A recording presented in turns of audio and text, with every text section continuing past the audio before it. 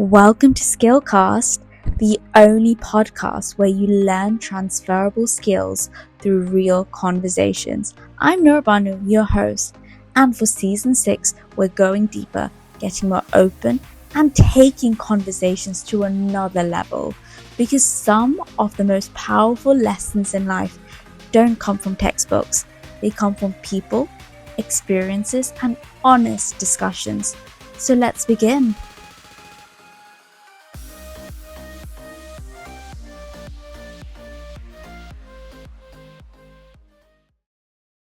Well, welcome to SkillCast in live in Oxford.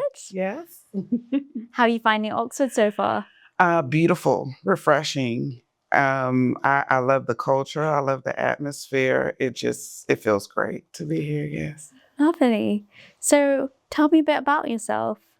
Well, my name is Priscilla McElveen, and I like to do interviews for authors on my Queen to Wavy podcast. I've just recently written a book, and I also am launching a book with the Happiness book. And my book personally is Brand by the Brain, which is a visualization come to life in real time of one person branding themselves by a dream board. Yes. Interesting. How did you get started with that? On Pinterest, actually. I just love to take things that I want to do. Actually took a few people that were doing something that I wanted to do, and I would pin everything about them, and it would show me like a roadmap of things that I should be doing, such as Sheryl Sandberg was the first woman. And so I saw her writing books and I saw her doing book launches. So I said that this is the career that I want, that this is the path that I'm going to take and begin to do those specific things. And I started to look at Oxford University as well during it. Oh, was it random? Where did the Oxford University come from? Well, with Pinterest, it's a like visualization, but it's sight. So I looked at it and I said, you know what? She's speaking at universities. I would like to speak at a university too, or just visit and go to. And initially, when I had Oxford University, this was actually 8 years ago on my Pinterest board. And I had it plenty of times that I would go and visit the library and just take pictures of myself outside of it. And my timeline for it would be, I would be in my 50s. So that was 10 years from now. Oh, wow. So it's like you're manifesting it and it's coming to life being in Oxford. It's magical, isn't it? It's more than, because honestly, Nirvana, 2 months ago, I took Oxford off my dream board because I say, you know what? You need to be realistic. This is not going to happen. Why don't you just stick to the other things on your board? And I deleted all of Oxford visuals and other visions that I had that I felt that my mind was going too far. I'm not being real with myself. So it is definitely a full circle to not only go from a person that I don't have to just take pictures outside of it, but to be actually speaking here. It is totally different from where I saw myself 8 years ago. It's like God had other plans for you. And the fact that you deleted it, it was like God coming out to you and saying to you, no, don't. It's part of the plan. It's written. Yes. It's written in the stars, and this is for you. And the fact that you get to come and speak in such a historical landmark with so much rich of culture and history. It's like the opportunity is meant to be. So I feel like sometimes with the vision boards and the manifestation, it's like it really is about wanting something in your heart and then leaving it to God. Mm-hmm. So kind of giving that space. But whereas some people, they like to chase their goals and chase their dreams, and sometimes it never works out for them, whereas other times it does. Do you align with that, or is that something you're not too sure about? I understand what you're saying. I think that our goals and our dreams, especially as I explain in my book, is our essence. And the essence that we have is of God. That's why it's in our minds. The things that I think about are not the things that a hairdresser thinks about or a makeup artist. They're thinking of different ways to design symmetrics of a face on their downtime. Someone like myself who loves books and universities, my downtime, even if I'm, cooking or using the bathroom, I am constantly thinking about how to carry myself in certain spaces. And so what happens is some people they desire to do something that they feel is a great thing to do that will draw attraction as opposed to what's their God-given purpose.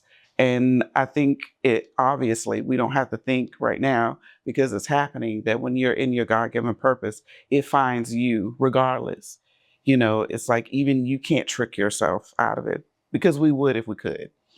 So I believe purpose finds you, and especially if you're in alignment with it, then it will fit.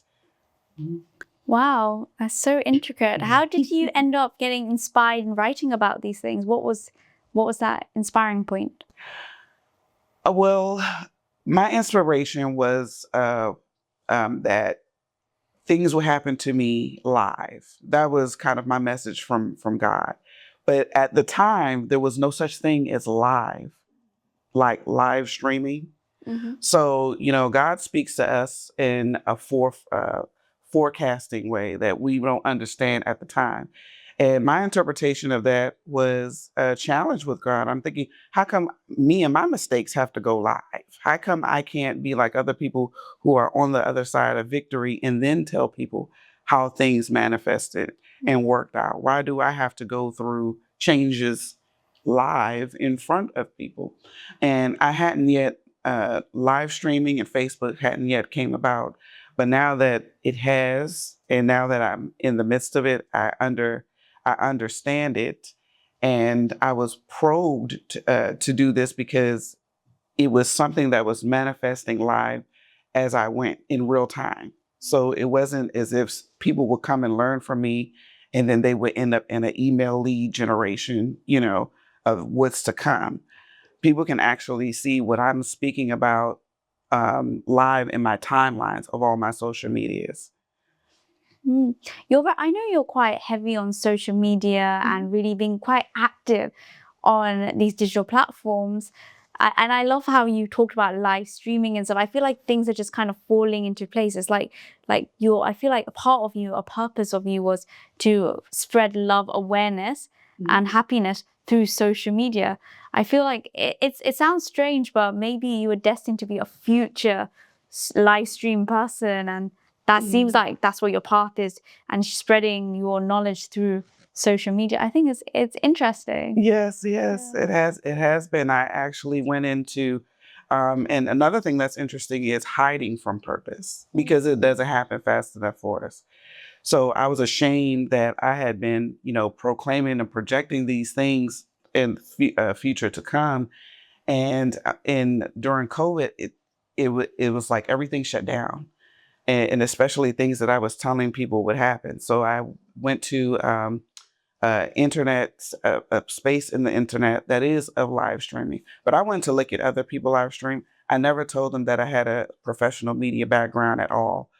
Over time, I began to turn on my camera and live stream, and it had just attracted thousands of people instantly, and it took off.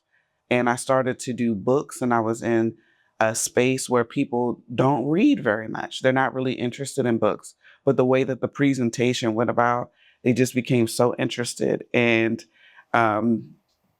this is happening live. So I turned into a professional live streamer as well. So yeah. So what would be the best advice you'd give to someone that is quite shy from the camera, that doesn't feel confident speaking on live stream? Oh, I think those are the best people. I think those are the best people.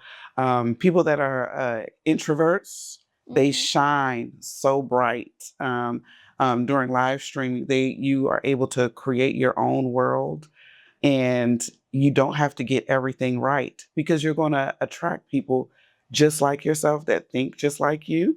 And they're going to be interested in what you have to say. So my advice to someone like that would be to go ahead and get started and don't stand in your own way. That's beautiful advice. Thank you so much for Thank you for joining me having on me. SkillCast, and enjoy your time in Oxford. Thank you.